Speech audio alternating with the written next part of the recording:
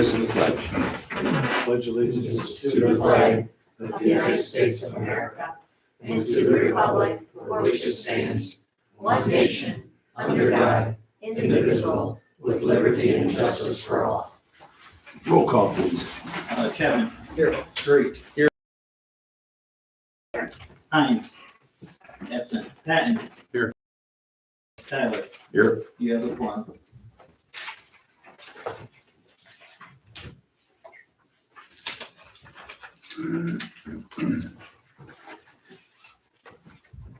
I'd like to make a motion to approve the agenda for tonight, May 11th, 2022.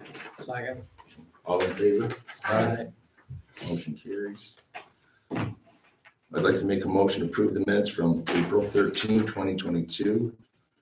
Support. All in favor? Aye. Motion carries. All right, Monica, you're up. I had two dates for the street shutdowns. There's the 6th of August and the 3rd of September.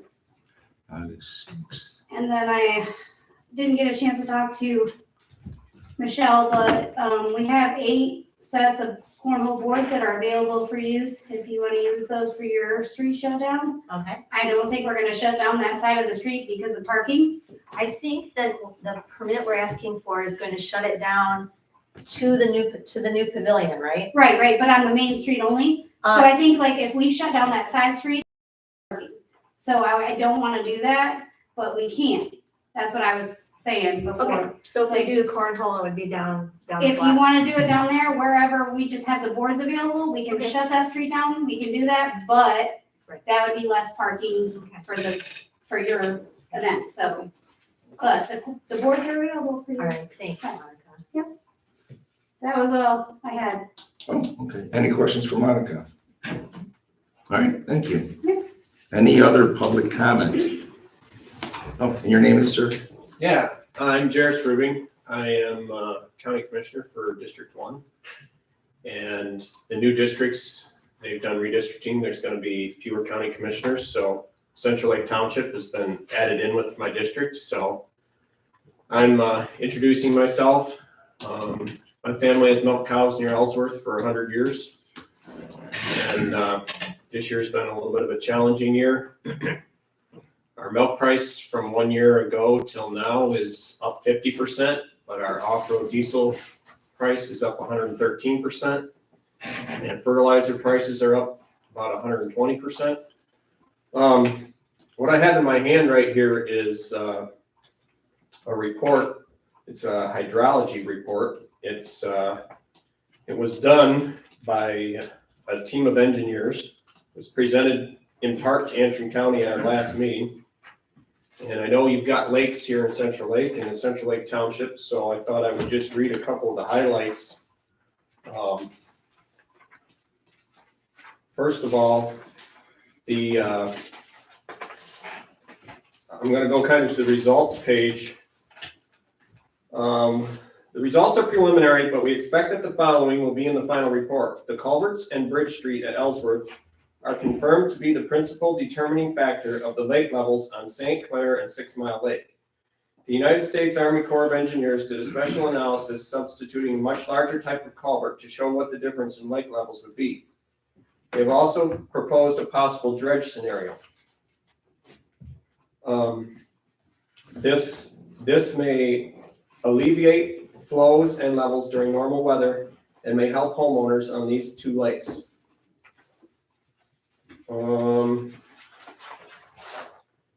And it was presented to us by Mark Stone, the Antrim County Operator of Dams. And he is planning to have some of the people that helped do the study give a presentation. The tentative date is July 11th at Thurston Park. So if July 11th, you said? Yep. What time? I did not get a time. All right. And the final report is supposed to be submitted in the next 2 weeks. Does this report come with recommendations such as replacing the culvert with a larger, either a bridge or a larger culvert? Or Is it Yes, just- so when he requested the hydrology study, he was allowed to ask for 3 special things. And one of the things that he asked for was for that choke point in Ellsworth. And they are supposed to give him a recommendation whether a new culvert would be best, dredging, a combination, that sort of thing. Did that study also cover the, between Intermediate River and Intermediate Lake? And those drain into the Blair Dam, is that correct? I believe so. So they were covered in it. And 6 pages here. And I just read you the highlights. I did not see any highlights on those 2. Okay. But it will be a detailed report when the final thing comes out. Okay. And he said that it was given by engineers and it was written for engineers, so he is going to have a layperson's translation done. Send one to the meeting and they can. So James, I got another question. You for a bet. Totally different topic. You bet, You're currently on the county board, correct? you bet. And you know that the county is gonna get matching monies for every marijuana facility in Antrim County. So not this year, but in 2023, poised to get well over $150,000 in money, about 50 grand from our little shop alone. I'd like you to start sniffing around to see if we can start getting some of that money back to our little village. Because I got a feeling it's all gonna be pushed into the general fund. We're not gonna see a dime. So when you're kind of looking around there, start having the rest of your committee people start thinking about how this money is gonna adequately spent to go back to both Mansalona and Central Lake.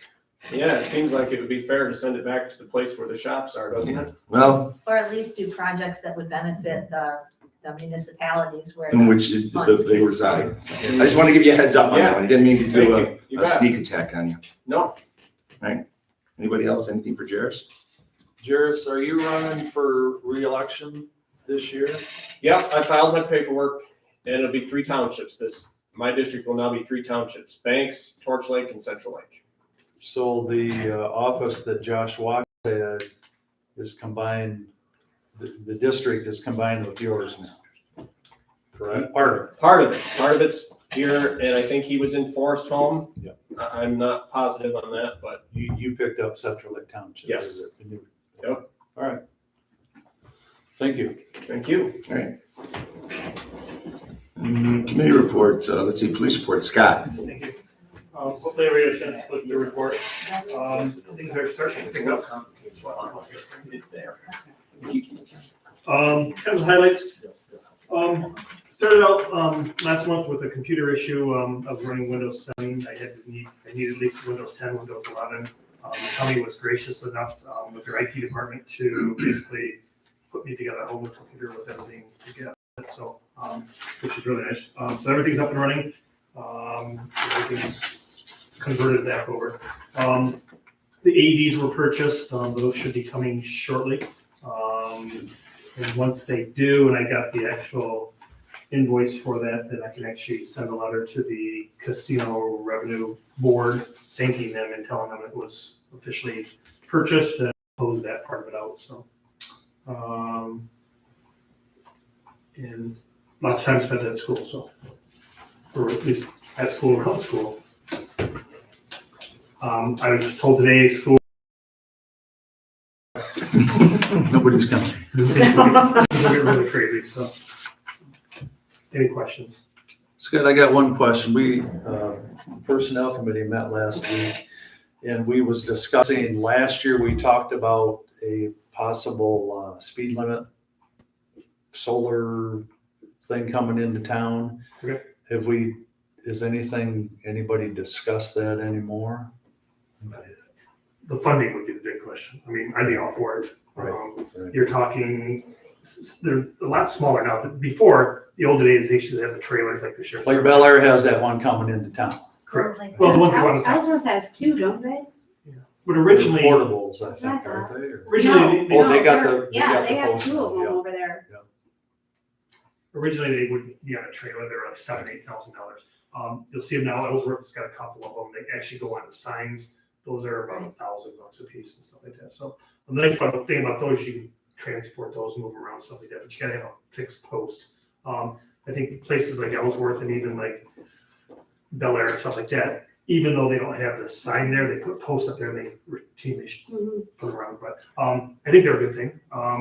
Our signs that we had downtown are getting really beat up. Yeah, they And seem again, to it's all about funding and money, I guess. It depends on where we can squeeze it from it, because, you know, I think the signs that are downtown Main Street and stuff like that do a good job, but they get ran over all the time. And they come up missing and then they reappear. I think last year we put, we have one that probably shouldn't even be standing anymore, but we kind of took them all apart and put all bad parts on one and stuff like that. But, you know, in all reality, we could probably replace those two at some point. So. Does the county sheriff, do they have those that we could use? Or are they? Not really. I mean, it's kind of, you know, once in a while they'll move the trailer to town if we have some issues and stuff like that, but, you know, everybody wants a piece of it, so it's kind of hard. Ellsworth was the same thing. I think they kind of went up and said, hey, you know, it's better to have your own versus asking all the time. I mean, it's a possibility, and the sheriff's department is very gracious on, you know, lending out their equipment and using it, but you've got to stand in line and wait and stuff like that, so. Yeah, I just see one appear out on Old State Road the other day. Yes, down by the old Pelican. I saw it the other day. I'm like, well, that's a weird place to go. Yeah. That's why I asked if the sheriff's department had a, you know, own program that, but. So is this something the law enforcement committee is gonna wanna pursue to make sure this happens, or what? I would like to see it pursued farther. definitely.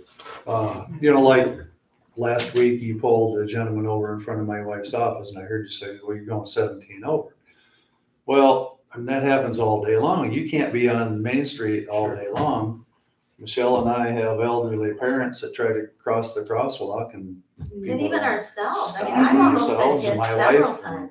Well, it's amazing pull though. myself. When I sit downtown, it, you know, this is kind of an estimate, but if I pull over 10 cars, 8 of them never saw me even sitting there. So I'm like, you can't see a marked patrol unit sitting there. But- So it's gonna be just a matter of time unless we Correct. take. So the signs help that we put down Main Street, those signs that you're talking about would definitely help. That one in Bel Air catches your attention. Yeah, Oh, it yeah, does. yeah. The strobe light, Flashing lights, yeah. Yeah. Yeah, if we had one on the, you know, north and south end of town, would be great, in conjunction with even some new signs downtown. Yeah, I think. Well, I think it's something that law enforcement should look into and see what the cost of them are at least. What happened to the crosswalk signs that we used to have? Oh, that's what you're just talking about. They get- No, the actual crosswalk one? Oh, you did say they got hit, Well, yeah, we got 4 of them. yeah. They're still in the pole, aren't they they? can run over. I'd rather they get run over They than get me. flat, I don't know. Yeah. Big semi-flat. Thanks, Scott. Semi-flattened. Thank you.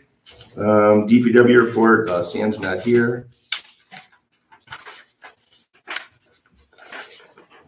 Correspondence, no correspondence. Committee reports, streets, sidewalks and lights, Mike. Our committee's gonna get together on Monday in regards to the imprinted, embossed, red concrete. For you. You want me to talk about the M88 paving then? Yeah, We had a meeting with Payne and Dolan. It's gonna start June 1 and end July 2nd, weather dependent. They're gonna start first on the corners. There's 2 projects working at the same time, M88 south of Bel Air and M88 in downtown Central Lake. So if you don't see them there for one day, it's because they're working in Bel Air. They are aware of July 4th parade, and the only thing that will be tore up at that time will be the corners. But they are definitely aware of the parade, so they're gonna make every effort to not be as intrusive or least intrusive as possible. There will be no dust because the milling machine has water to cool the cutting head, so you don't have to worry about dust. Businesses along M88. They're gonna bring the corners of the sidewalks up to current ADA specs. There's a 3-year guarantee.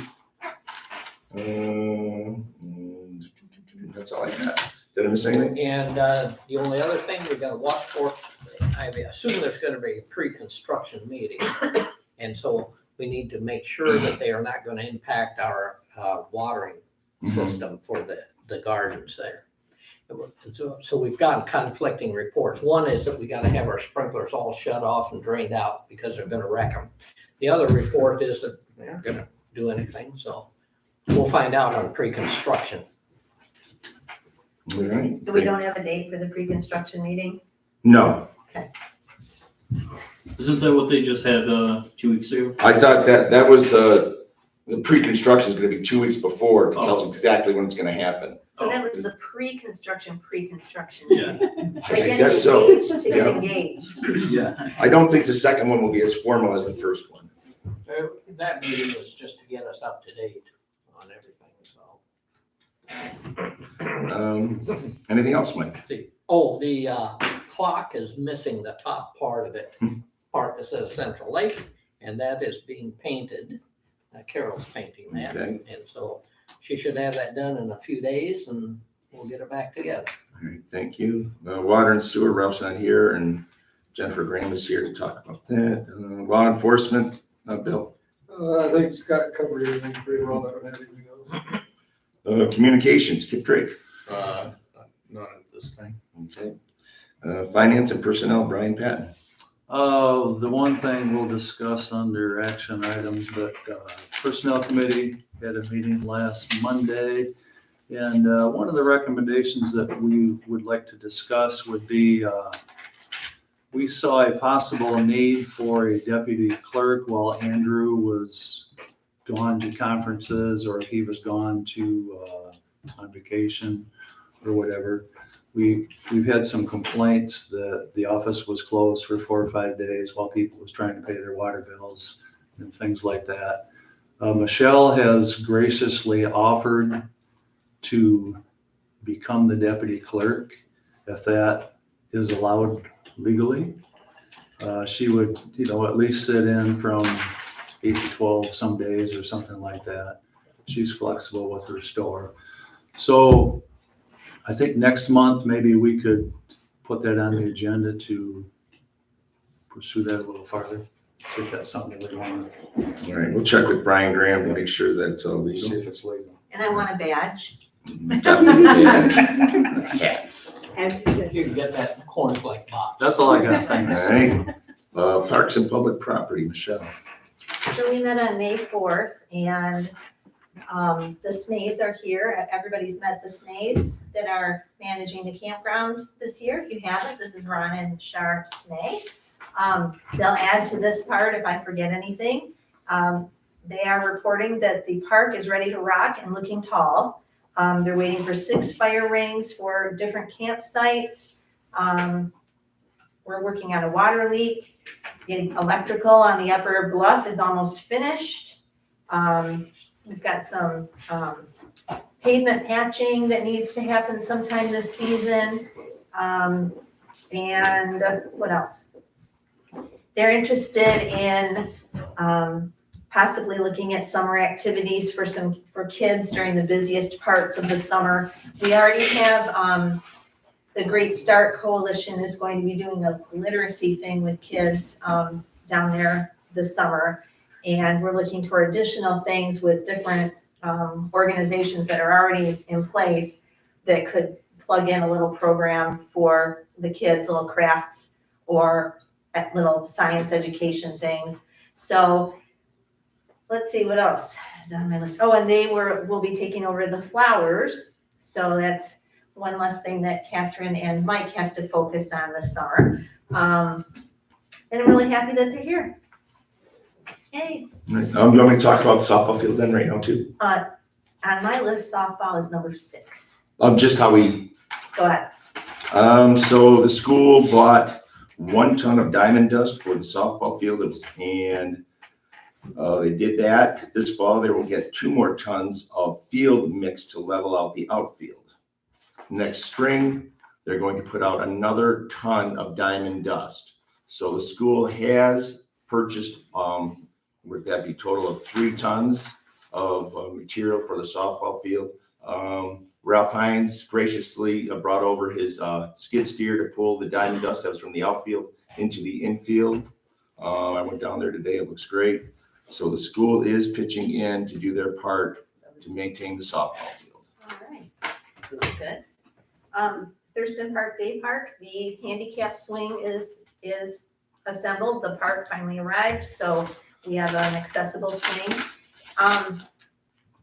The bathrooms are unlocked there until there's a problem, and related to that, Amy Drake has volunteered to keep an eye on the bathrooms at Thurston Park and as well as the ones at the new pavilion. We looked at some of the issues with the large Thurston Park pavilion and have put in some requests with the DPW to do some repairs and some maintenance down there. So when it's rented out and people are paying for it, they feel like they're getting their money's worth. Looking at the River Park on, is it off Maple Street? Lake Street. Lake Street? Okay, so looking at that area and trying to turn it into a good spot for people to launch their kayaks and other, canoes and things like that, and also a place for people to fish. So we're looking at funding sources for a sign and some gravel for a little parking lot, with the idea of eventually constructing, having a floating dock out there for public use. Does the village own property on that line? A very, you wouldn't even know it. And then the farmer's market is being taken over this year by the chamber and the DDA together. April Sickety is organizing entertainment and different activities for Tuesday nights during the farmer's market. And she has a good lineup set up for the summer. And I hope that we can all support her work there and show up. And let's see, pavilion rentals, we're recommending when different organizations request a free pavilion rental for whatever reason, that we limit those free rentals to local service organizations. And you already talked about the softball field. Mhm. That's my report. All right. Sneeze, do you have anything to add? All right, President's report. I talked about all the meetings I've had. So I had a meeting with Pat Landrum, Gina Dardine, and we did talk about the Lake Street public access. She is going to look into grants for us. And if we make it a universally accessible viewing and fishing boardwalk, Yeah. we would definitely have a possibility at a grant. The one that we all know about is a trust fund grant. We just discussed that before the meeting. It has to be submitted by January 1. So we'll have to get together and get all our ducks in a row on that one. Another thing she suggested as a revenue generator was Jordan Valley Outfitters rents paddle boards and kayaks at Ellsworth Lake, and you unlock it somehow, and possibly putting one of those there, and maybe we get some of the revenue from that. I don't know. So it's something to consider in the future. She spoke about that. Let's see. Property south of the school, the Howard Street property that was foreclosed, and the village took ownership of it, and then we deeded it over to the school. The property with the trailers will be moved in the next 2 weeks. They're waiting on gas and electric shutoff. Currently, the doors are wide open, and I did inform them that it is an inviting nuisance to kids if they can secure it down. Did the school pay for the property? Because that was part of the agreement. Yeah. We bought it and then they paid it. Yep, they took everything out. Yep. Thank you. Our last planning commission meeting, we did the finalization of the community survey. All of you should have gotten an email of your community survey. Did everybody on this council get an email of that? Fill out your community survey. There was a question, because what about people that don't have access to a computer? How do they fill one out? Andrew, you want to tell people why they have to do it online? Because when you click a certain answer, it populates different questions. So you can't really do that with a paper survey. So like if you say that you think that the roads are in bad condition, it will populate different questions based on that. So that's why. So then is the sample that we're taking accurate because it's not accounting for people that don't use computers? Well, we're That's my not question. conducting a census, It's not a census, but like if you want an accurate sampling, you have to be sure that all Yeah. population groups that's why are. they're coming to the farm market to do it in person, right? Mhm. So they are, so we are going to be doing some. They'll have a kiosk there and Yeah, they'll, they're doing it in person with the people there. Okay. All right, Yeah. how long So- will they be collecting data for that? A couple months, Okay. yeah. Okay. that's that. But they say if we got like 10 responses, they're happy or something, right? It Pardon wasn't, me? I said it wasn't many responses that they said they would be happy with. Right? Yeah, cause I said 10% of 800 is 80, And they said like 40 would be. 40 would be wonderful, Yeah. so. Let's see, that's all I have. We had a water meeting, but Jennifer's here to talk about water, so I'm not gonna talk about that. 10A, approval of the bills, prepaid bills of $83,471.13. I'll make the motion to pay the bills as presented. I'll second that. Andrew, roll call, please. Chapman, Yes. Drake, Yes. Fox, Yes. Patton, Yes. Rainey, Yes, Tyler. Yes, approval of the payroll for $27,845.16. I'll make that. Support. Roll call, please, Andrew. Chapman, Yes. Drake, Yes. Fox, Yes. Patton, Yes. Rainey, yes. Tyler. All right. Old business, the new building's coming along, all the rough permits are done. We still have $200,000 in our bond account. It's just slow getting materials.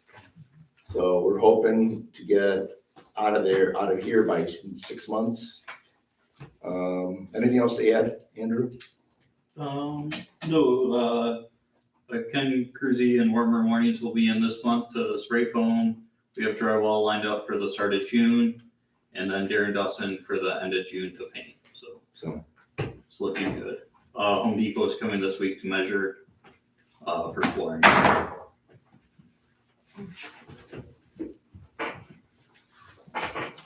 let's see, new business, Jennifer, discussion of the water system. Take it away. Thank you. Do you want me to give a sewer update under Sure. public comment? Or now? Do it now. Okay. Just to give everyone a quick brief sewer update, like everything else. So, staff had reviewed the plans back in, January? Permits were submitted because the first permit we have to get is an update to groundwater discharge permit, which allows you to use the drain field. That was submitted the end of January. We're still waiting. Eagle's working remote, not any faster. But, so that's in for permit. And then we've also been going through the exercise because a requirement under USDA is you have to create what's called a right-of-way map, and you have to demonstrate that all of the infrastructure you own is either within controlled public right-of-way or established easements. And we have to demonstrate that for all infrastructure. And for this project, that means sanitary sewer. We've conducted title companies and retained them, and then went through. Andrew was very helpful to find what paperwork he could find in the archives, but there's about 3 locations that we just, there's no paperwork to follow. We have the deeds, but we have no established easements, and they're specific to 3 sites that actually have cluster pumps in downtown that 2 or 3 businesses share that pump station. And so we're not able to find those easements. So I've had to since then engage Brian Graham, your legal counsel, to basically help us create those easements before we can have closure on the right-of-way map. I bring these up because we can't go to a loan closing until those 2 critical pieces are done. Otherwise, we're ready to go. And loan closing means going out for bid and going through that process. So we're working on final easements for existing infrastructure that was installed in the 1980s and groundwater discharge permit from Eagle. And it's really just an update permit. It's not a new permit for a new system. It's just an existing system. So I just wanted you guys to be aware. So it's been quite a holding pattern on our end, which then led us to, let's start thinking about water since we're waiting on sewer. I will entertain any questions you guys have on the sewer side though. My concern is the longer we wait, I the know. more, the higher the bids are Yeah. gonna be. Now, we did, I worked with Andrew, as far as our loan amount / grant amount, we bonded for more to err on the high side. And my original cost estimates had safety factors and built-in contingencies. Because when we had updated those and worked on that engineering report, that was at the onset of COVID, when we were already starting to see the materials price increases. So we did build in a lot of internal factors also anticipating that. So I'm hopeful, that's the best we can do. Yeah, it's not, Like what percent? 20% contingency, and then I bumped up quantities also Oh, okay. and added another 10% in quantity. So roughly 30% to high prices I was already seeing a year ago. So I'm hopeful that creates a comfort zone. And then working with Andrew and our bond counsel, we also raised the bond amount a bit too, just to give us even more of a buffer. Oh, So do you think it could possibly get started this fall? I know, I would love it to. And I'm hopeful. We just put another note into Eagle because we need that permit. And then the same thing with easements. Existing infrastructure, it's hard to go back after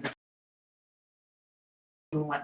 And Antrim County Equalization's make an appointment with them, and they're not, or excuse me, making appointments at the time. So we were doing it on their website. So you had like 3 minutes at a time. You can't go in there in person? Not with COVID. Jared? We just to be in there, so I'm not liking the sound of this. Well, and this was, mind you, a month ago, so that may have changed. We did get what we could get. I know the person we had to undergo a certain amount of training in order to pass an equalization thing, so maybe she's just getting up and running. It could be, and we ultimately got what we needed, but there's just been a multitude of factors. But long story short, we did determine we've got 3 locations that we need existing easements for, and that's what Brian's drafting out. So, it's coordination with them, but yeah, I wanted to bid this out in January of a year ago. So, but looking at the market and everything, we are starting to see an influx of materials. Some things have come down, some things haven't. Contractors are busy all the time, so we're just gonna offer them flexibility to try to get the best price. The nice thing with pump stations and drain field, a lot of that work can take place, they can order it over the winter. We can execute contracts. So they can even do some of the pump station work even in the winter too. So we're just gonna have to be flexible, but I've been frustrated too. So I just wanted to give you guys an update on that, because there's some things just outside my control. Yeah, it's not your fault. No. We're waiting on the state. No, the state is, they've been frustrating. And to support that, I mean, even when we issued our original groundwater discharge permit under the existing drain field, that we weren't gonna replace, that took 1.5 years to get that permit. That was just a standard renewal through the state. So this one has more of a sense of urgency, and we've emphasized that. Getting into the water though, Andrew passed out, thank you. So Gordy Fraser in 2020 did a water reliability study.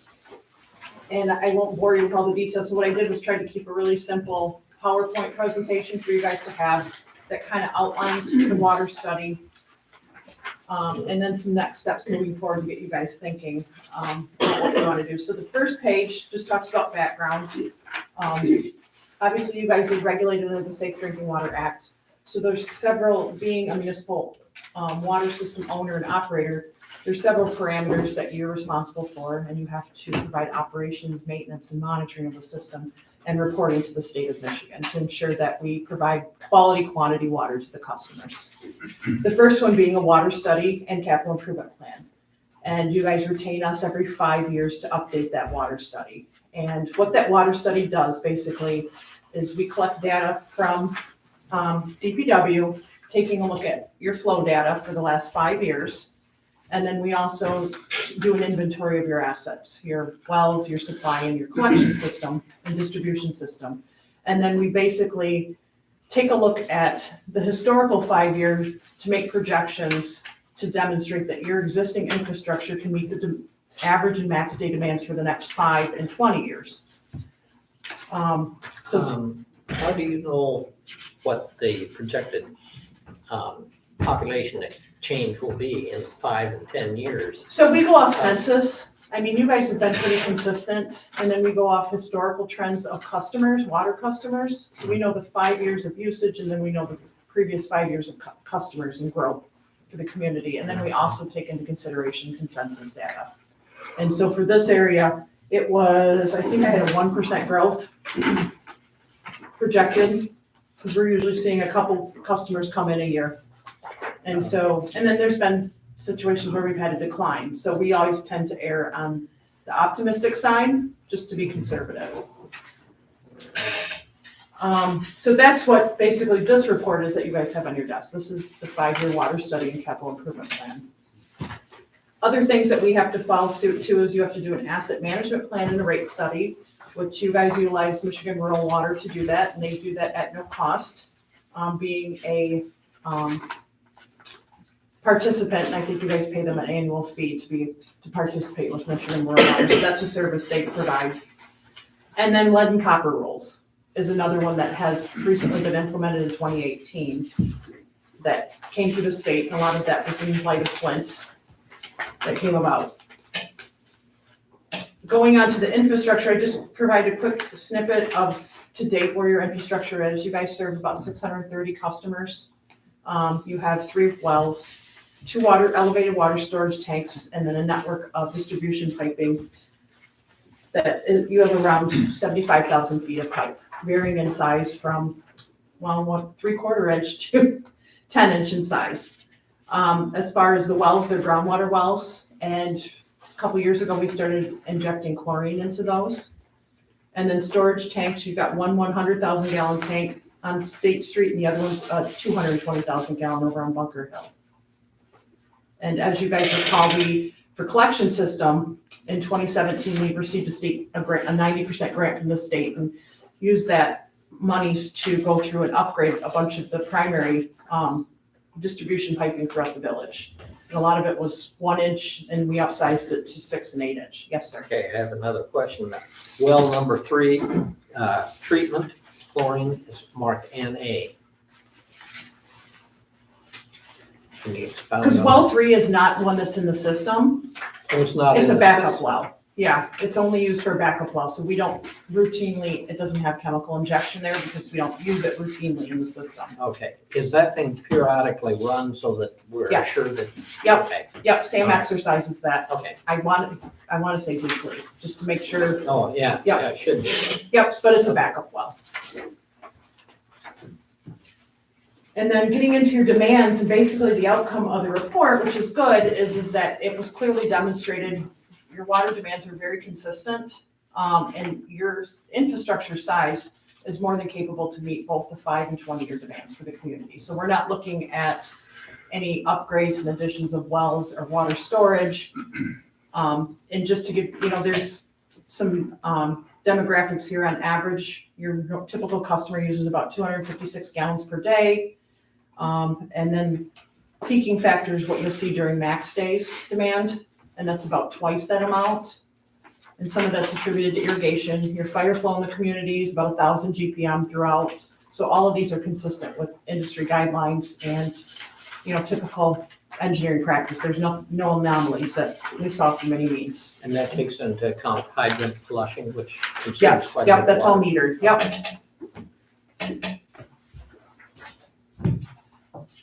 The next slide is just your rate structure. I wanted just to provide you guys an idea in comparison of, you're at the bottom in green and what your rate is, and then how you match up to everybody else in the surrounding communities, just for ideas. So you can see where you guys gauge for water systems. Some of them older, some of them newer, and then you can see kind of the customer base. Probably for the most part, you guys are probably comparable to Bel Air, even Kalkaska. Ellsworth's about half your size. And that just kind of gives you guys an idea of what they typically have for customer bills and where you guys fall in line at. And yours is pretty low. And the next slide just talks about how the rate structure is typically set up. And Mike Ingalls with Michigan Rural Water met with you guys recently and just updated. But a lot of it covers O&M costs, short-lived assets. So things that, if you've got a well pump or chemical feed system, things like that need to be replaced, any outstanding debt and loans you may have, and then capital improvement plan, which it factors that into the cost, and then even the lead and copper ruling. So what we're looking at into the following slides is realistically, what's identified in the capital improvement plan that you guys need to be aware of and start planning for some improvements. And the biggest thing that came out of it is, although the MEDC grant that we received in 2017, we were able to get $1 million and tackle some of the big projects. There still are quite a few pipes in your system that are undersized, aged, and leaking. And specifically one of them actually goes under the river, which is concerning. And I had several discussions with Sam, and a lot of these are transmission lines. So if service was disrupted, other people are going to have service disruption. It's going to have quite an impact on the village. And other critical infrastructure identified in the capital improvement water study to be addressed was just routine maintenance of your storage tanks, of your wells, because it is recommended that those get looked at every 5 years. Wells get tested, they get cleaned to make sure that the pumps are operating most efficiently. Same thing with the tanks, they need to be inspected, checking for corrosion, they need to be painted, things like that make sure that they continue to operate in ideal conditions. The controls for the community, because Sam has at the shop, basically, he has a means to monitor pressures, but the controls that was set up is very archaic. I mean, it's from the 90s. And so it's not reliable. There's a lot more methods. And that was something that him and I had talked about before, of implementing some SCADA so that there's a means to monitor what the water system's doing remotely, which definitely provides some savings so that if you get an alarm, you know in advance if it's important or not important, you know what you're getting into, if you need to respond. Sometimes you can even just silence an alarm because, it's a communication fault. It saves trips and it saves time. And just with you guys transitioning with a new operator, a lot of this stuff could be helpful for them. And then the other thing too, there are several lead and copper service lines in the system that have been identified as unknown. And that's what I'll get into the next report. I know I had heard 30, but Rob had indicated Sam may have said there's as many as 60 leaks in the system that do need to have further investigation and perhaps replacement. On replacement of lead lines, is that an excavate and put in new pipe? Yes, sir. Okay, you might want to check with the Lansing Board of Water and Light because they know how to do that. They do. without I sat on the presentation they put on. It's very impressive, the process they have. Okay, good. Yeah. As long as you're aware of Yep. that, it may be beneficial. Yeah, it's very impressive what they have. So I just took the picture you see on the next page, I took the liberty, it just kind of highlights the locations of some of the critical water main that we've noted that's undersized and what was identified in the water study to be upgraded. And overall costs that we tabulated are close to about $1.2 million. And those are costs from last year. And then the following slides just kind of get into the nitty-gritty of lead and copper. I won't bore you guys to death with them. I have to keep track of them, and I've been helping Sam through it. But they just talk about what the concerns are and impacts of lead and copper to health and safety. There's a spreadsheet on here that talks about some of the state regulations. And the biggest one, I guess, of importance to you, the village did submit a preliminary investigation, basically going through their files and saying, yes, we know these are, and yes, we know these are. And then an area of unknown, and there was about 60 that have been identified as unknown. And you have until 2025 to actually go out and field verify if they truly are lead or galvanized that used to be connected to lead.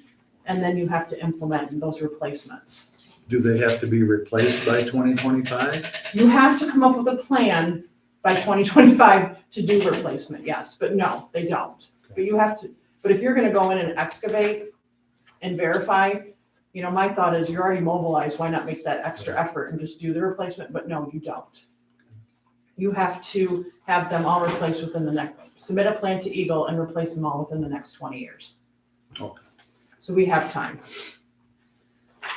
So yep, this just talks more about lead, but the biggest thing is for the lead line replacement, it's not just to the curb stop that the village has ownership of, it's to within 18 inches of the home. And that's the crux that people kind of struggle with is, working through getting permission, because you're basically on private property. But that is how the state rule reads, is you can't do a partial replacement to the curb stop at the right of way. You have to do it 18 inches in the home when you go through that exercise of replacement. So what do you have to do for permission? Written permission from the owner. What if the owner refuses? It's tough, yeah. And that's where a lot of communities kind of struggle with it at this point. And there were actually lawsuits filed against Eagle in that regard too. And they have been successful. Filed by whom? Villages, cities, communities saying that how can you mandate us to get on private property and do these replacements when we don't have legal access? So what happens? Nothing. Yeah, the state So still said no that. replacement? Right. At this point, I think some people who aren't getting permission aren't getting replacement, correct? Oh, okay. But I know, there are several communities, like the Village of Bel Air has a lot of lead service lines, like talking a couple hundred. And so they've taken the point of view, because they have so many, they purchase their own back truck and trencher, and they're doing it themselves. And they're coordinating with each one of the property owners. It's an education process. It really is, demonstrating to the homeowner the importance of the need to replace. So would they do that work for us? That's a discussion I've had with Rob and possibility. Yeah. When Could they're be cost done. effective. Right, it could be. I know some communities are doing that and helping each other in that regard, absolutely. So really the final page I have, probably really $2 million in work I need to do at some. It's always the last, It's most always the last important. page. I know. How do I pay for it? And we're bringing this to you guys' attention. It's a sense of urgency and concern for Sam. It's a discussion that Rob and I have talked about. And it's in the forefront just because interest rates are still very good. And at some point they are going up. We're already seeing, for me to refinance my, it just went up 0.5%. It's at like 5.5%, I think. But what I've identified here is 3 possibilities of financing. You guys are familiar with USDA because that's what financed our STAR project, and that's a big one I'm an advocate of because they did really come in with our USDA loan. I mean, we ended up getting a 65% grant, and it was all under the preface that we're a low-income community. We have a need and a letter from Eagle demonstrating that, and the project's of such large magnitude that they come in and take a look at that and want to make sure that it's not going to affect your user rate so much that your customers can't afford it. So they put a cap on what that user rate is, and the difference being grant is what they kick in. And the same would apply here, is based on the numbers that I've ran. Current interest rates with USDA are 1.35, so they have gone up a little bit since the sewer. I think the sewer we left it at 1.25. They've gone up a little bit, but it's still over a 40-year term, which is pretty remarkable. So I am obviously going to advocate in that regard, and I just kind of identified, potentially what we would see for a user rate. So we'd be going up from $11 a month We're at 11 a month. to just under 40, which is a huge jump. I understand that, and then what the payback would be about $40,000 a year for a project like that. And then option 2 is drinking water revolving fund. And the terms for that are 25-year. I noted 2.5%, but I think Rob, you recently heard 1.8. And I haven't done a DWRF in a couple of years, so I will err to that and believe you. They do offer loan forgiveness, but you don't know until after you apply and you get the credits after the project's done. That's the tough thing with drinking water revolving fund, and that's through the state. Say that again, please. Drinking water, they offer loan forgiveness, but you don't know what your forgiveness amount is until after you've applied. And then you don't, and then you don't get the money until after the project's done. Whereas at least USDA, you know upfront before you commit, you get a commitment letter from them. Okay, we've approved your project, this is the terms, this is how much we'll give you loan, this is how much you give you grant, and then let you decide. Where drinking water revolving fund, you're already through that process, you're already committed, and then they'll tell you what they will forgive. Committed and paid the contractor, and then they refund the money to you? Is that what you're Yes. saying? Okay. Which is tough, because you don't know, it's a gamble. Now, What is enticing to me with drinking water revolving fund, not to overly complicate it, but I've been tracking, you guys have probably been hearing about the Biden's, the Infrastructure Investment and Jobs Act money that was approved back in November. And a lot of this is targeted towards water and sewer. They're putting that money, it's gonna get invested and putting it into the state through DWRF. So they haven't fully told us yet how we're gonna get it. Is that through a loan process? Is that through loan forgiveness? That's still unquestionable yet. So I've been monitoring that because we are slated to get, substantial amounts of money, our state is, but I don't know how, they haven't told us yet how we can apply to get it. I just know it's gonna be funneled through DWRF. So that's why I don't wanna throw that one out as an option to you guys, because I think it's still viable, especially with that Jobs Act money coming from the state. But I will say with DWRF, when we're concerned about pricing, because it's state money, they require Davis-Bacon, and they require you to comply with Build America, which, as you can appreciate, raises the price of everything even more. USDA does not require that.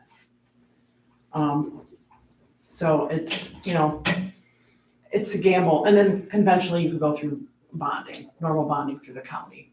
And those rates I'm seeing about 4.5%, and that's a 20-year.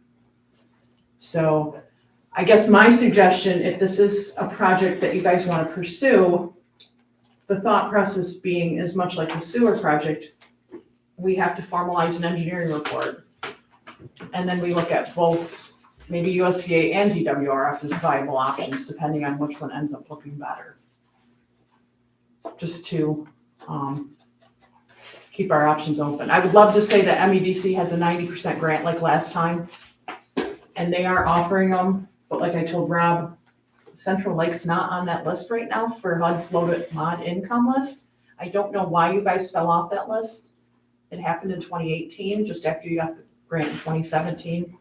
So I've been talking to them to try to see what we can do to get you guys back on that list. But otherwise that would be the kind of a no-brainer to get a 90% grant, but that's not an option right now. So when do we look at USDA or DWRF, we can run two parallel programs and see which one's gonna give us the better bang for our buck, and then say thank you, bye-bye to the other people. That's what I'm Is thinking. that what I'm hearing? Yeah, that's what I'm thinking. I mean, we'll poise the engineering report so it's applicable for both. Both, okay. Yeah. I know I threw a lot at you guys. Sorry, I live it every day. I apologize. So the biggest thing is that we see an opportunity just because of interest rates, and It's gotta be done. these projects aren't gonna go away. I know Sam talks about them a lot, especially the one under the river is a huge concern. And there's nothing saying you have to do all these.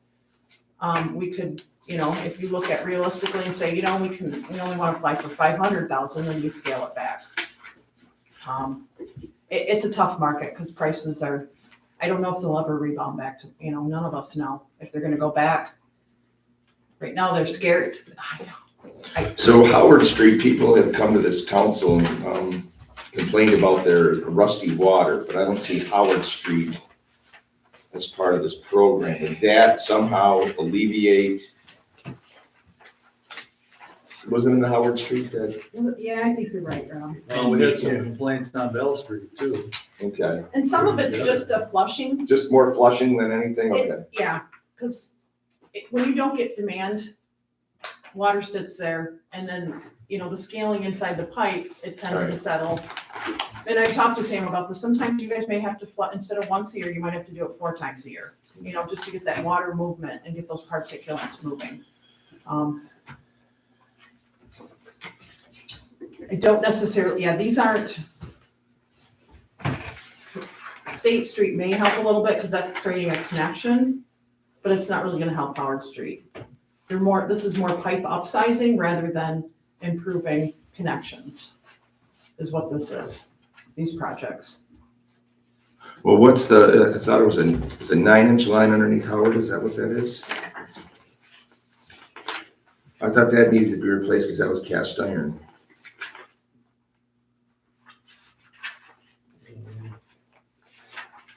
Am I looking at the wrong spot? No, I'm sorry, it's 4-inch. Four It's inch. 4-inch, I misspoke, Yeah. 4-inch line. On Howard, yeah. yeah. So note 26, all right, well, okay.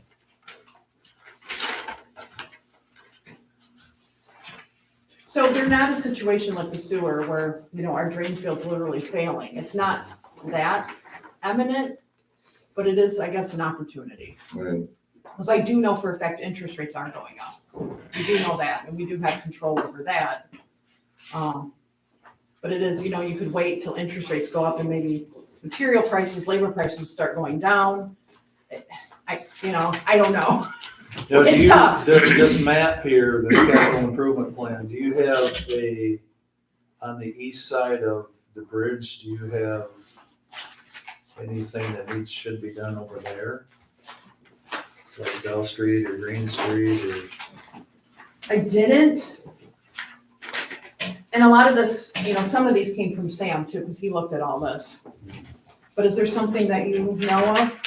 No, I was just curious to see if on the east side of the bridge, if anything was highlighted. Mm-mm. I think the trouble with Bell Street is it's dead in the street. And they're all seasonal. They're all seasonal. Yeah, well, there you go, yeah. Not enough water flow. So what's our next move? We have to approve you to start pursuing an engineering report for this? Yeah, if that's what you guys want to do, yeah. Well, like you said, something's not gonna go away. It's not, and that's the thing, and the The stuff's longer getting, we wait. Yeah. The more it's gonna cost. Mess around. it's like the bridge in Traverse City, We waited 25 years, now we're finally doing it, and it's, east-west corridor, yeah, I know. What's the cost of the engineering report? Free. I wish I could say that too. Now, what we could do, Well, we could wrap it up into like we did with the sewer, we could wrap it all up well, that's into what I was that gonna bond. say, and the other thing too is USDA does have a grant program that will pay for engineering studies Mhm. that we could pursue as well. All But right, realistically, they're, like 20. 15, 20, 20,000. yeah. I'm gonna put down 20. Andrew, you don't by chance know what's in our water account, do you? 80,000. 80? And I only say, because like, for example, the water study I did for you guys was like 5. Mhm. With USDA, because there's a high level of environmental review that has, there's a lot of, it's government. They just have a lot of paperwork that needs to be done and they have to have it in a certain format. All right. Well, my concern is we gotta proceed with this slow. All the people on the sewer system, we just jack their rates up substantially. I know, and that's where, And then if we go from $11 a month to $40 a month with water, there's gonna be some I know. irate fans. No, yeah, I am sensitive to that too. I can see it, Yeah. like the grass thing. Can you do it gradual? So we gotta proceed with this. It needs to be done, but we need to proceed with this. Well, and that's the with thing, caution. it used to be the old thought process, our water rates are so low, but the problem is, and even with the report that Mike Engels did, he was proposing an increase also because capital improvement projects, long-term maintenance weren't ever factored in to the rate studies. And now we are putting them in, and then couple that with some of the lead and copper, with the lead lines that we have to address too. Those things weren't ever really accounted for in the water study. The rates that you have right now set in place are enough just to cover staff, maintenance, and the little amount of chemical feed that you do. At least with the water customers, 628, that's a lot. You can spread that a lot better than 100 and some sewer customers. Well, and as Andrew just said, for you to have only 80 in your water account that's 2 well pumps and you're done. You have no money left. And so you should have a lot more reserve in that account than what you do have. Then it's just not any different than any of our checking accounts, Michelle, you had a question? I was thinking about, as we obviously have to raise the water rates, if we could do it gradually, you know, every billing cycle, bring it up a little bit, and then, you know, we'll eventually get there.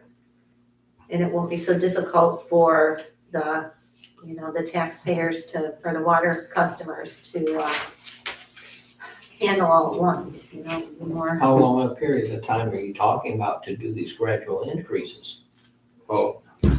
35 years. Yeah. No, No, You know. if you look at the sewer one though, Right. and we had to raise it like in one shot, you know, and the problem with that is people didn't see, you know, we're still going through this of getting the grant and stuff. And so that's the biggest problem. They're like, we're paying for this and there is no equipment running around town or anything. And then we're also looking at, like, not everything is gonna get done. So somebody might be paying, you know, the higher rate and still have that, you know, they might be on the dead end. Oh, I or see they- what you're you know what I mean? Their service might not get They're not gonna Right. see an improvement, right? You know, So at least just go pump the tank. well, Mine hasn't been done in like 10 years. Just saying. Well, whether you guys decide to actually do these improvements or not, I think what you need to take away from this is the fact that you don't have much in your water fund for if you were to have something fail. And that there is a need to raise your rates at least to have some reserve for capital improvements should you have failures. Which we have failures. yeah, We always do. we Right. always do. Everybody does. What are you looking for at tonight's meeting? I was just here for educational, so it's, What about the sewer and water committee? Do they want to have some input into this before we Mhm. go ahead? So when do you need to have a commitment on your end to start doing the engineering report? So we have to do an action item for June then? yeah, that could work, yeah. I mean, we can. I'm not comfortable doing it tonight. Oh, no, and Okay. that's not even where, I think tonight was more educational, Okay, just for everyone, just to start thinking that there's a real need to implement some water system improvements. And, you know, how do you guys want to pursue those? And maybe we want to do them in chunks, you know, maybe, you know, we can review that, to do it in pieces but at least thinking about your rates and the projects, because the engineering report can be done anytime. okay. And submission with these agencies can be done at any time. When does the door close for grant opportunities for the USDA? Loan/grant? It's all the time. They Okay. take applications every day. All right. So capital improvements, there's, several different places that we can work on. So a contractor do one year, and another year. Or is it more cost effective if we just do it all at once? They mobilize, it's easier to do it at once. That's Yeah. what been my experience. Yeah, so. and that's been mine too, and that's why the thought process is, same thing with if you're gonna evaluate and look at the lead service lines, and they're already backtracking there, and then you find out they're lead, well, let's just replace them right now. Right, You know, if you're there, oh yeah. because it's hard to get them too. So to verify the lead lines or not lead lines, you have to excavate to do that? Is that what Yeah, you're I mean, saying? a lot of, we'll go in and do potholes. And you Oh, can, okay. yeah, exploratory, Mhm. and try to get into the home too, to see what they have on their side. Okay, Mhm. But yeah, for projects like this, if you're gonna be in town and they're mobilizing, same thing, if it tears up the road, it's easier just to have them pave all those sections at once. yeah, just because you're like for doing paving. North Street, for example, that's just a couple of blocks. Right. They're not gonna Who wants leave and to then do come that back, job? right, when you come back a Right. year later, you're paying for mobile fees again, all over. Well, that, and they can bid probably less if they do the whole thing all at once. Correct. So. Yep. Yeah, be kind of inclined to. And that's what Go we that found way. when we did the project in 2017, because there was clusters all over the village. Mhm. And we bid it out in one chunk, and we were actually able, the bids actually came in less than what we had available for grant money, so we were actually able to add another street to it, because there were so many sections Okay. all over. Mhm. they were there. And they were there for the whole summer, pretty much, so it proved to be quite cost effective. Yeah, that would be good. So for the sewer and water committee, that's my input. All right. Yep. Thank you. Thank you. Anybody, no more questions for Jennifer? All right. New business 12B, discuss the bathrooms at softball field for Little League. Is that you, Michelle? I'm not sure. I thought that the school was paying for Porta Johns. They did, it's there. And that once Little League starts, then the village pays for. Correct. That was based on your meeting that you had with Lenore, Mhm. so that's all I know about that. I think it was Ralph's.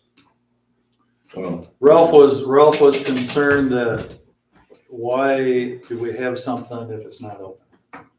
Just like the day park bathrooms, if we have them there, why don't we open them or get them up and running? So instead of bringing in Porta Johns all the time. I can address that. Well, the problem with the Little League bathrooms is they get left unlocked. They're in an isolated location and they get vandalized. So now the DPW can go over and clean them out. But again, that comes out of Parks and Open Spaces budget. We're currently at $35,000 in Parks and Open Spaces. If every week, every Monday, they come in and lock that, or it's usually open. They open the door and we won't even talk about what they see. At what point are we just going down the same road?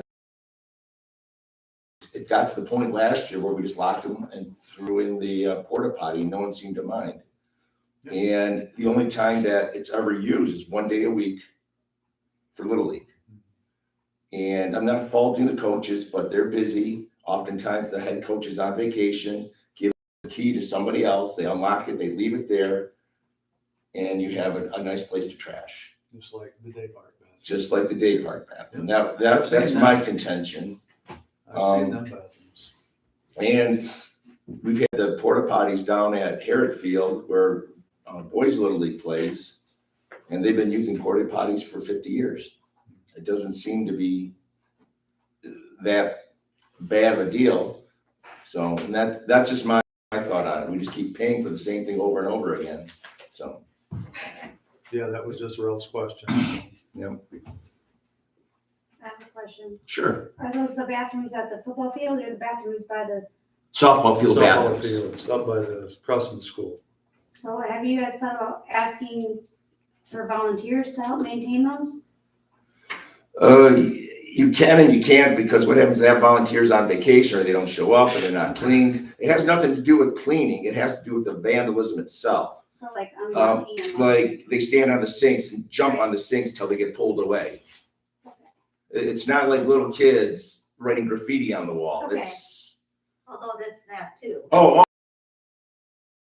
It's kids jumping on the sink, literally jumping on the sink. What about installing like a security camera? We don't have Wi-Fi there. So, and then the cameras only, I know in cities like East Jordan, they have like the town Wi-Fi that you can connect to. Have we thought about looking into something like that? Yes. and again, they walk in the bathroom. It's illegal to have cameras in a bathroom. So you have them Right, outside at the least on the camera. The kid outside. trashes it on the outside. Well, there goes little Johnny out. I didn't do it, you know? And you got them on camera, but then it's like. Yeah. So you can narrow it down to 3 people and you interview all 3 people and they Okay. won't mind because you're picking on them. Yeah. Got it. Case in point, I'll give you a perfect example, so Yeah, that's what we went through before. No, how dare I? is the vandalism happening Right, after, right. say, or during the game? This is what happens. Traditionally, Thursday nights, Tuesday night, Little League girls softball. Okay. They play there, bathrooms get unlocked. That was our program last year. They were being left unlocked every other weekend. I would go down there on a Friday and open it up, wide open. And again, I'm saying because there's no checks and balances, and for one night of the week, we're risking thousands of dollars in vandalism. Or we can have a porta potty there for $200 for the season. Right. And that's, we've got to put our money where it's best suited. I'd rather put our money into Thurston Park bathrooms, which are used every day, all summer, than one night a week when we have public bathrooms at the Pavilion on M88 as well. So we've got plenty of downtown bathrooms. No one can tell me that there's no other place to use a bathroom in Central Lake. Yeah. I just didn't know. So that's It happens what all times. It's So just, the other problem you have with softball, Little League, every week it alternates, so they may have a home game on Tuesday, but next Thursday's the home game, and so there's no consistency with somebody saying it's gonna be open Tuesday, it'll be locked Tuesday nights, you know? Mhm. Why can't we just give the keys to the coaches? That's what we do, We do, Oh, but the they coach was still on do it? vacation. The last time the coach was on Oh. or vacation, they forget, they or. forget. yeah, Everybody's in a hurry. There's a porta potty down there. Porta potty's fine, I think. And only a moron would vandalize. Right, I mean, it's all plastic, I mean, if you try to vandalize it, you're gonna tip over. Yeah. Michelle, I can tell you another story about that. I don't like your stories. 12C, discuss using ARPA money for the river lot access. I'll start out. I think it's a great idea, but I would like to apply for that trust fund grant Agreed. and not do anything with it yet this year. And I was talking to Michelle that we could do a 20% match out of ARPA funds, and then maybe we go for this trust fund. Yeah. And great idea. that would be a better use of our money than paying for it all up front and not even going for a grant. Agreed. So, Yeah, when you brought that up tonight, I'm like, there's our discussion right there. Is that Alright. river access, is that this part right here? Is that what- it's on Lake Street, There's a couple houses. right here. Oh, there. Or no, I'm sorry, it's right here. That's North Street, so it's right there. Oh, There's Maple right there. yeah. It's 3 lots down, right? Oh, okay. Action item 13A, approve ARPA premium pay for employees. That's, I'll Brian. take care of that. Personnel committee had a meeting Monday. this week, Monday, and it's our recommendation that since the clerk treasurer got a $2,000 bonus back in March, in order to treat every full-time employee the same, that we would recommend that all the other 4 employees, police chief, Sam, Jeff, and Steve, would receive the $2,000 bonus also. So our proposal is that, let me see if I can read my writing here. We propose a bonus to the other 4 full-time employees that have been employed by the Village of Central Lake at least 1 year. So I would make that motion to approve ARPA premium pay for the other 4 full-time employees. Oh, second. I have a bit of a discussion though. Okay. Have we already, okay, so have any other employees already received any bonuses besides Andrew? Scott received $1,000, him and Lacey 2 years ago, but that was through some That was a federal different government. thing? That Okay. was COVID money too. But that was a federal government grant that you and that Lacey applied for. So we didn't feel that $1,000 that Scott got he should still be eligible for the $2,000.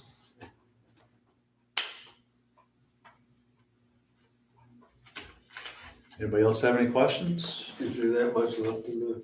Yeah, we got 86, Andrew, didn't we? So that would bring us down, we spent 70. 2, so that's 84, that brings us down to 78,000. So we have 78,000 left. You have a comment?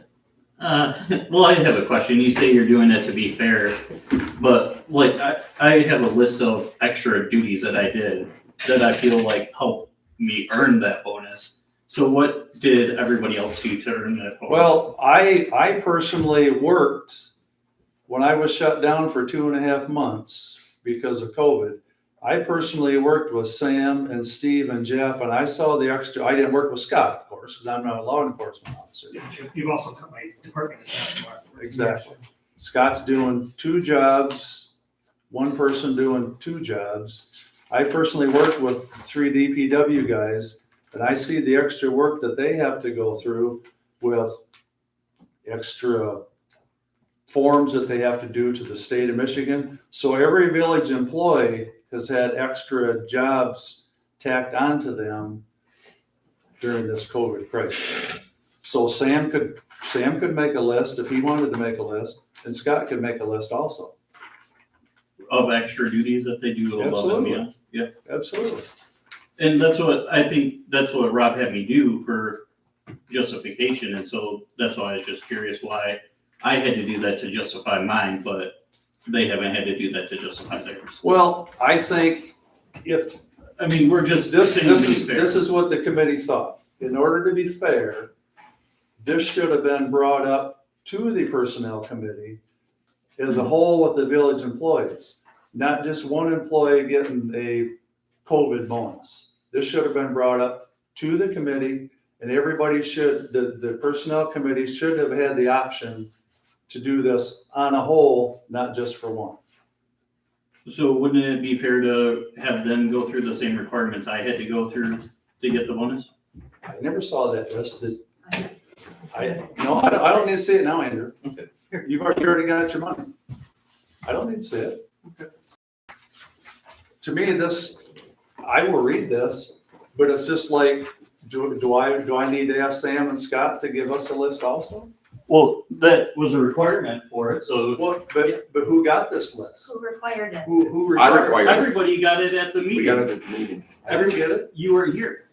but it wasn't in my packet. It was in your packet. I can go back and grab the packet from the files and you'll see it in there. But I'm just saying you're trying to be fair, so why don't we be fair all the way across the board? so if we're trying to be fair, why don't we do it with all our full-time employees instead of just one? Because they haven't listed out all their additional duties I that, never asked them to. I Right. never knew, I didn't know anything about this, and I'm the head of the personnel committee. So I think what Brian did now state orally what the extra duties were. Is that fair to say? Yeah. Okay, so so state them again. what extra duties did Scott do? You got We'll his just department cut in half. Scott got his department cut in half. So So he's doing two jobs, 2 people's jobs with one person. Scott still has to face people face to face. No, I'm No not saying, different than you. no, I'm not saying that he You know didn't. what? We didn't have the honors of having our doors locked I for didn't 8 months slap down you. here. We But, had to hey, still. Sam, we'll handle it, Face to face. Sam. I got upset last time. I Mhm. wish I wouldn't stop now. So Okay. we'll handle it. No, I'm just saying, I'm just asking for it to be fair. I'm not saying that you shouldn't get it. I'm just saying that it should be fair, and I had to write down all these things that I had done above And I- and beyond my job description. And I think Brian just reiterated the fact that the duties above and beyond, like Sam was stating last month. He still had to do water and sewer where there is still COVID. It's been shown that COVID is in water, sewer water and that sort of thing.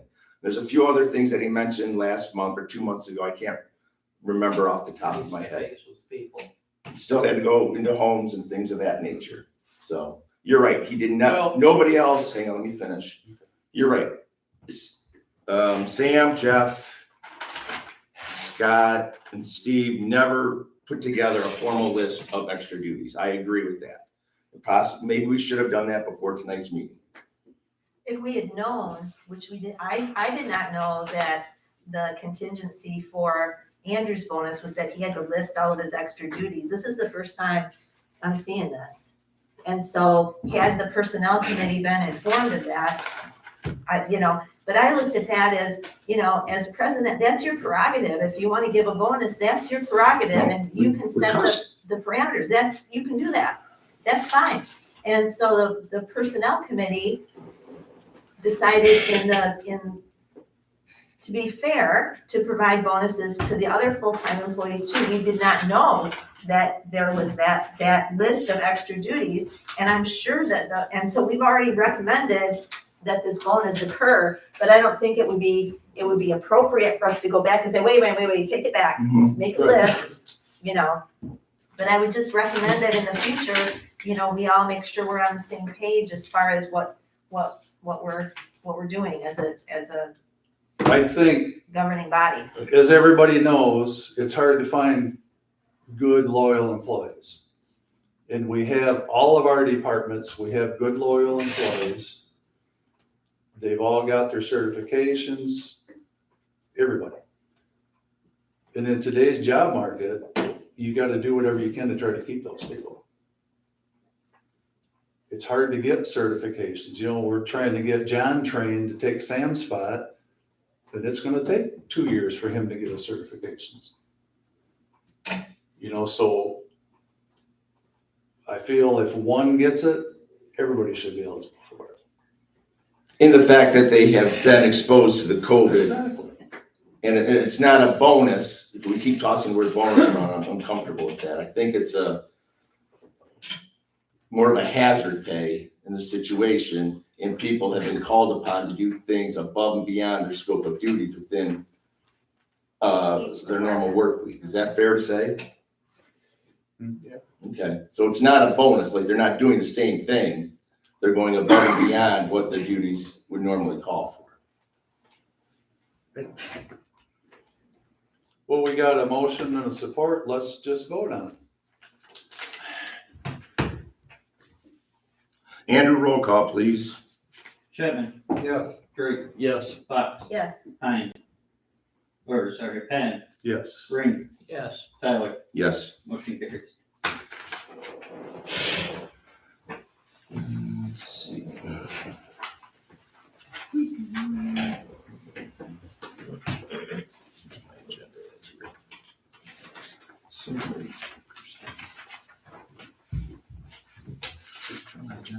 What's next on the agenda? Oh, here.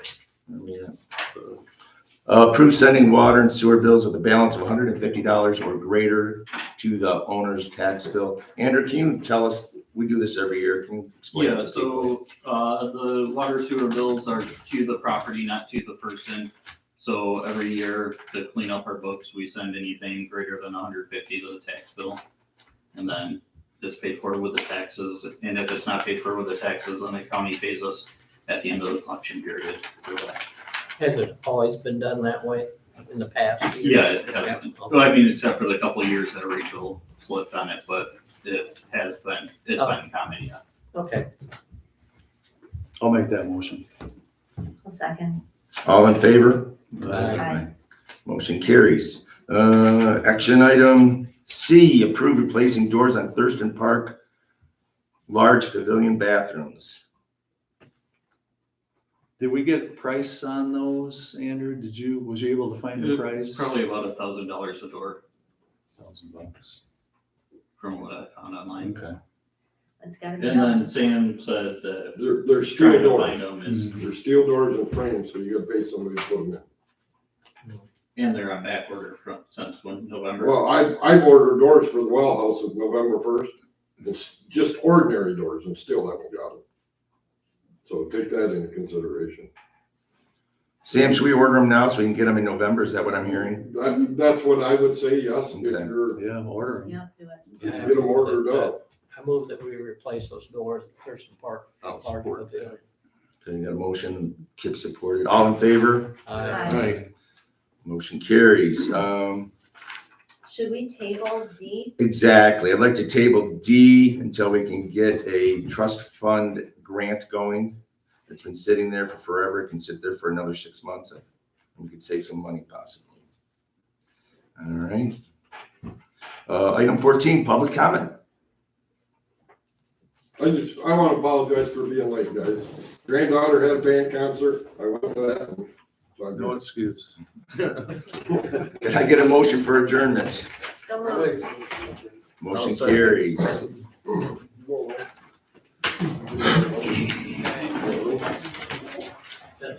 Hey, Sam. Sam. Hey, Rob, I was gonna tell you. Oh, gee, thanks. Well,